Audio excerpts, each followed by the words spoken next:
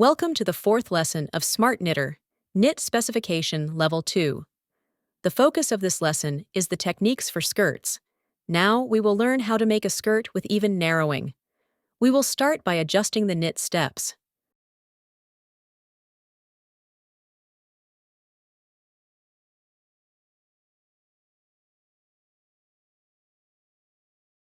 When narrowing, choose Narrow Evenly.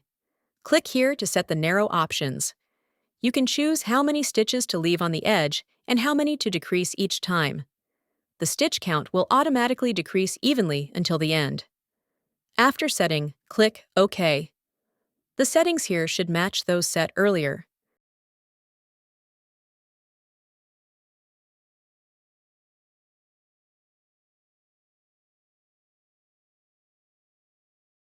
This is the method for skirts. This lesson focuses on making skirts. This marks the end of this class. Thank you for watching.